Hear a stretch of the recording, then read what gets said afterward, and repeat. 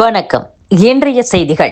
தமிழகம் முழுவதும் ஒரே குற்றச்சாட்டுதான் அண்ணன் மேல் உள்ளது. எங்கு பார்த்தாலும் பாலியல் வன்கொடுமை, போதை கலாச்சாரம் என திமுக பிரச்சார கூட்டத்தில் தேமுதிக பொதுச் செயலாளர் பிரேமலதா வெளிப்படையாக பேசியதால் திமுகவினர் அதிர்ச்சி அடைந்தனர்.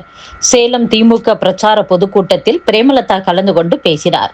அப்போது தமிழ்நாடு முழுக்க ஒரே ஒரு குற்றச்சாட்டு தான் அண்ணன் மேல் உள்ளது. அதுவும் இந்த பெண்கள் கூட்டத்தில் நான் சொல்கிறேன், எங்கே பார்த்தாலும் பாலியல் வன்கொடுமை, போதை கலாச்சாரம் இருக்கிறது. இதை தவிர வேறு என்ன சொல்ல முடியும்? இந்த ஆட்சியின் மீது வேறு ஒன்றும் சொல்ல முடியாது.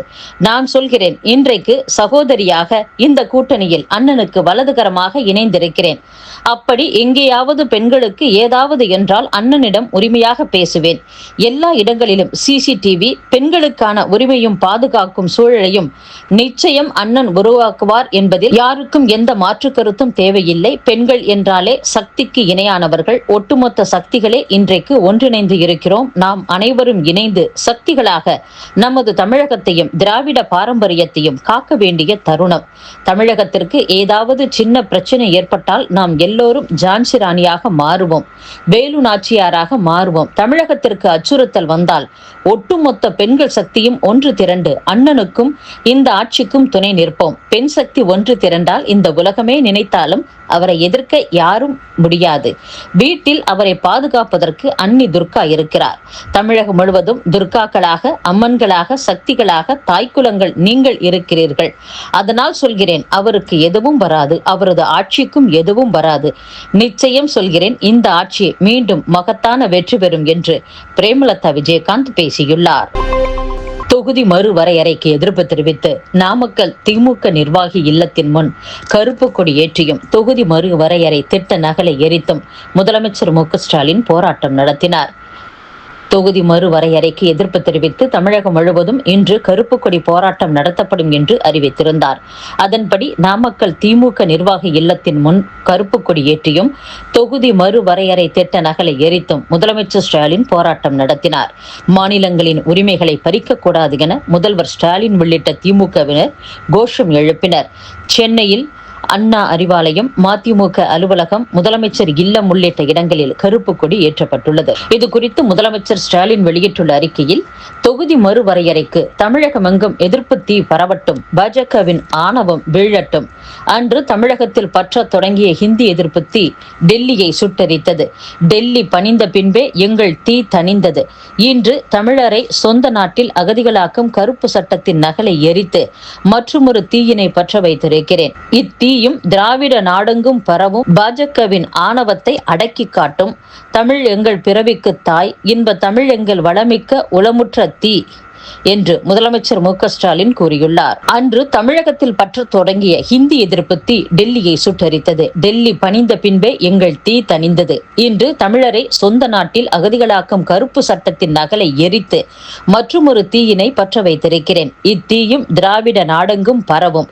பாஜகவின் ஆணவத்தை அடக்கி காட்டும். தமிழ் எங்கள் பிறவிக்கு தாய், இன்ப தமிழ் எங்கள் வளமிக்க உளமுற்ற தீ என்று முதலமைச்சர் மு.க.ஸ்டாலின் கூறியுள்ளார்.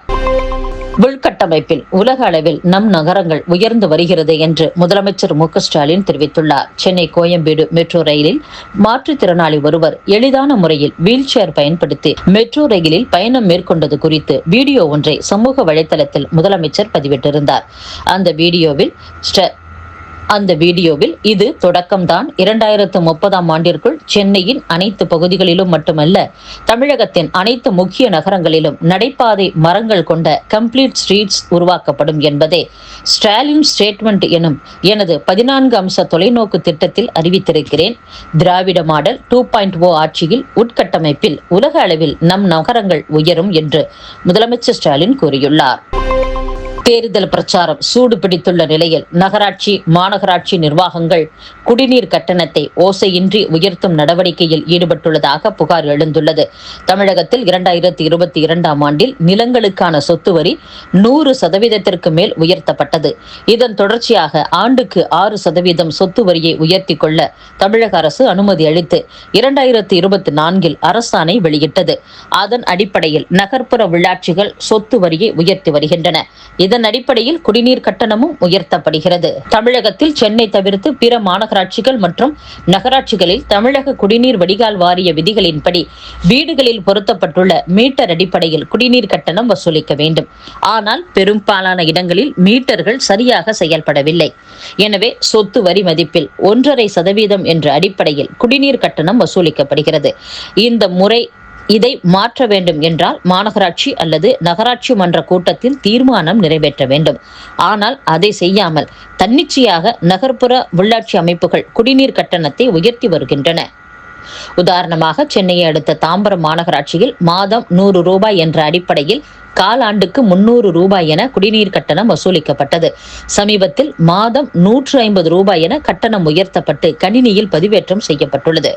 இது குறித்து நகராட்சி நிர்வாகத்துறை அதிகாரி ஒருவர் கூறுகையில், நகராட்சி மாநகராட்சிகளில் குடிநீர் கட்டணத்தை உயர்த்துவது குறித்து எந்த உத்தரவும் பிறப்பிக்கப்படவில்லை. சில மாநகராட்சி நிர்வாகங்கள் தாங்களாக கட்டண உயர்வை அமல்படுத்துவதாக புகார்கள் வந்துள்ளன. எதன் அடிப்படையில் கட்டணங்கள் உயர்த்தப்பட்டன என்பது குறித்து விசாரித்து வருகிறோம் என்று கூறியுள்ளார்.